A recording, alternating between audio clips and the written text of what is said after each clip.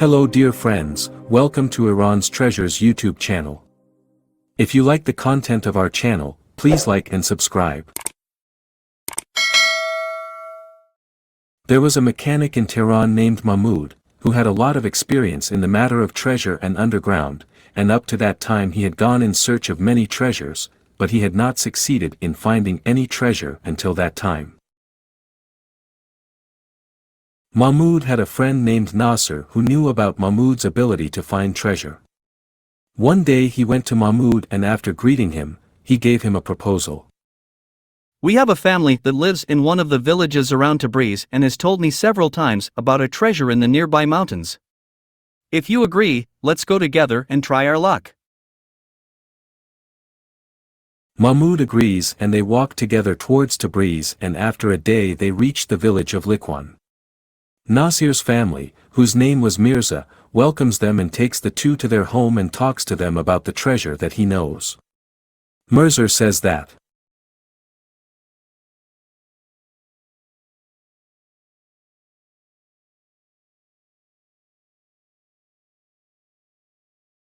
I have already told Nasser that this work is very dangerous and I have not gone forward myself until now, because in the last 2 years I have gone there with different people, but none of them have ever been from that place. He did not return and I was returning home alone while I was scared. In short, Nasser and Mahmud stay there for one night, and tomorrow morning together with Mirza, who was a close family of Nasser, they go to the heights of Sab al-Abur with a quadruped. After 2 or 3 hours, when they reach the desired area, Mirza says, "Behind this gap there is a cave. Inside this cave there are strange signs. I found it here while I was bringing my sheep to graze." Nasser and Mahmud enter the cave and Mirza stands a few meters behind them near the mouth of the cave. When they go further, they see a dark well. Mahmud, who has a flashlight, lights the well with its light, and a well with a height of 7 to 8 meters is seen. They see Mirza had previously warned them that no one had ever gone into that well and returned, but Mahmud was a very daring and experienced person. He had a rope with a height of approximately 30 meters with him, and with the help of Nasser, they create knots at a distance of half a meter by half a meter in the rope, which makes it easier to go down and up the rope.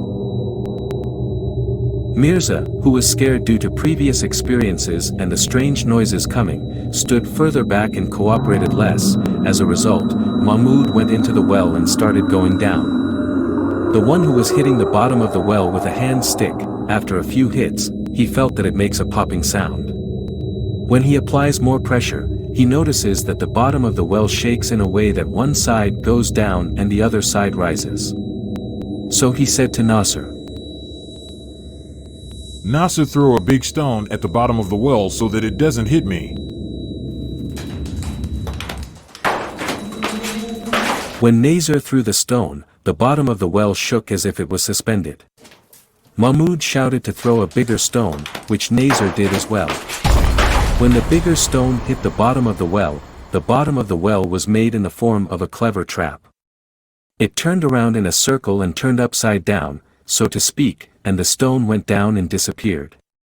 Mahmud, who had a good physique, pressed the bottom of the well with the pressure of his stick, but he did not let it return completely and kept it flat.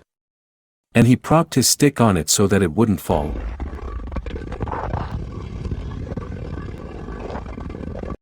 Mahmud continued the rope past the trap stone and he had gone down about 20 meters and Nasser could no longer hear a sound from him. Mahmud had reached the end of the rope, but the well was still continuing. Mahmud didn't want to go home empty-handed this time. When he returned, he spent a few minutes alone with himself and remembered all his loved ones and hugged them in his heart, although there was a possibility that there was another trap, but he decided to leave himself in the hands of fate and let go of the rope. And throw it to the bottom of the well. Mahmud made his decision and let himself go, but soon he reached the end of the well, but the glass of his flashlight broke and it was emitting a little light. That's why he had very bad vision, but with the same poor vision, he looked around and saw which is open on one side of the path. He went a little further and saw that the path was created by hand and the size of the path is suitable for a human being to pass. He keeps his place and does not allow him to go forward.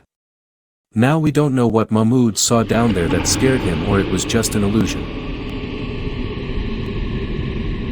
Mahmud, who had withdrawn from his decision, intends to return and climb the well. When he looks up, he sees very little light and starts shouting and asking for help from Nazir and Mirza, but there is no news of those two people.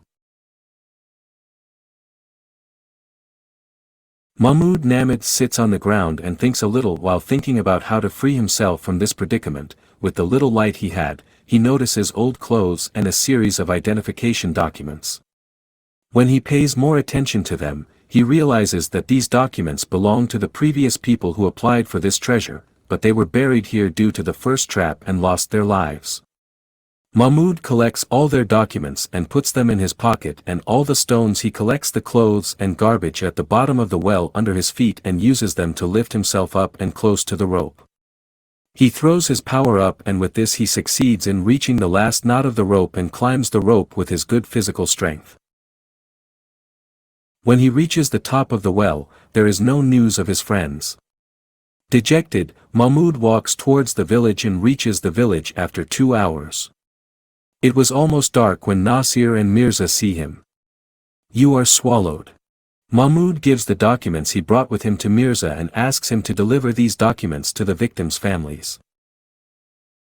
I have heard this story from Mahmud himself, and I hope he is safe and sound and has reached his dream by now. If you like our video, please like and subscribe.